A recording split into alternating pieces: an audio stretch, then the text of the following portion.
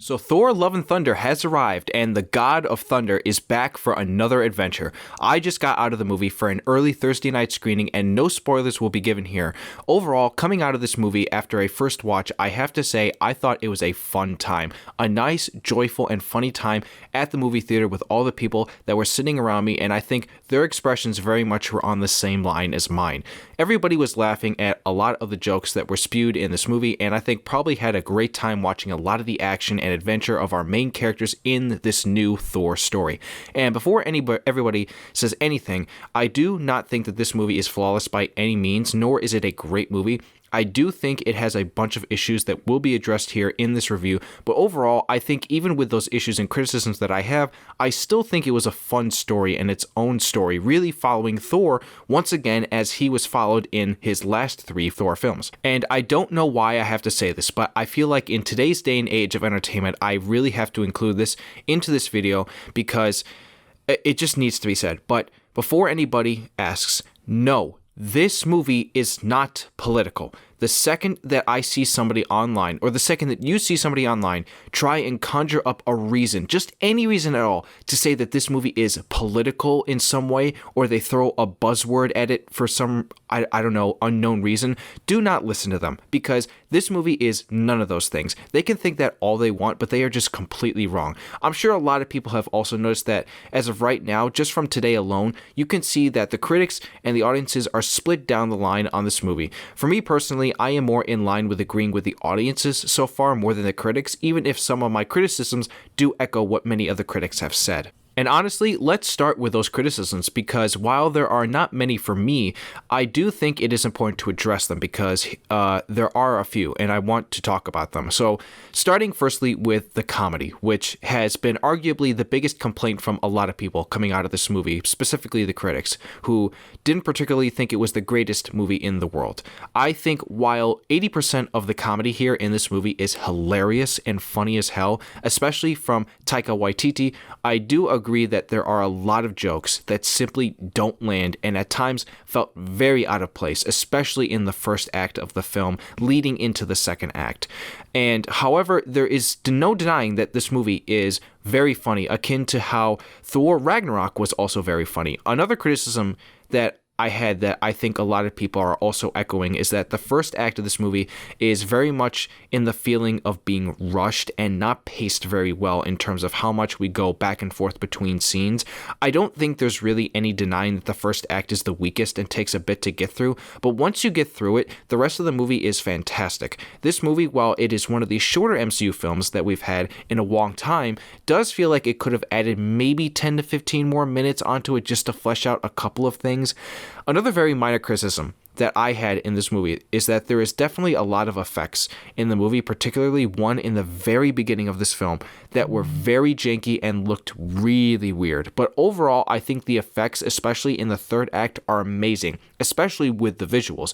If anybody has seen the trailer already, you know that the black and white scene at the very end of this movie is jaw-droppingly cool to look at. But overall, those are really the only criticisms that I have of this movie, so it is not perfect by any means, and it is not a great movie by any means.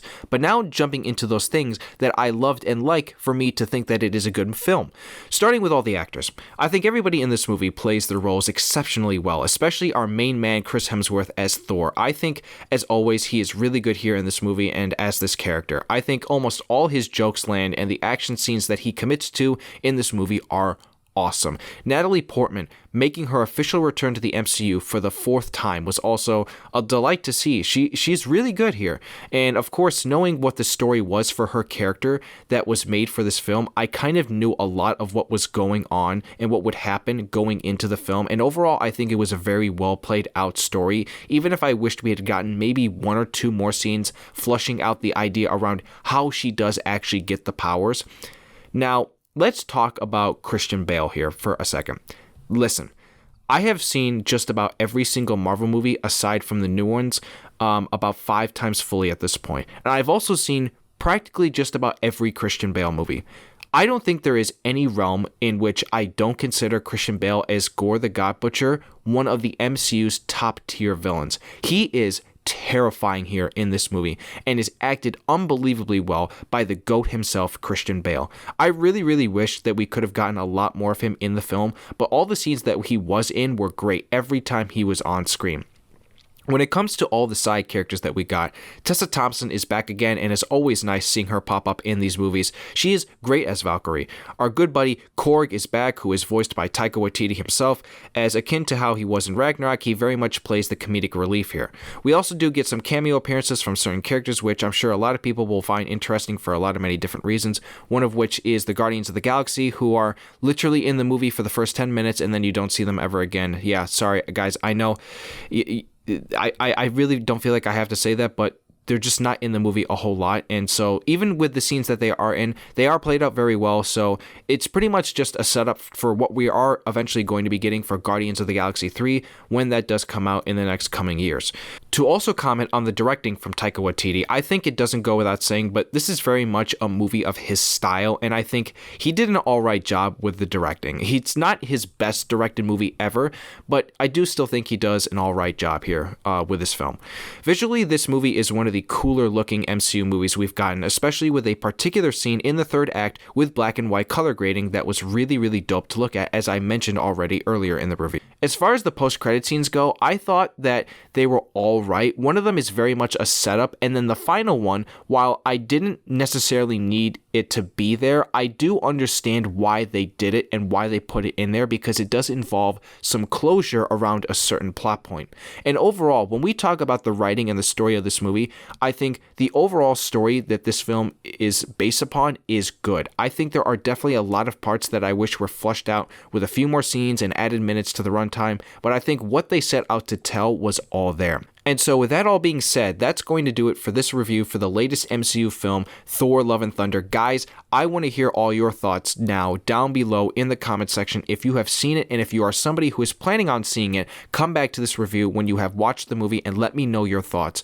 Of course, if you liked this review and you want to see more, please hit that like button and subscribe if you are new to the channel. I would greatly appreciate it. And so with that being said, I will see you guys all in the next review.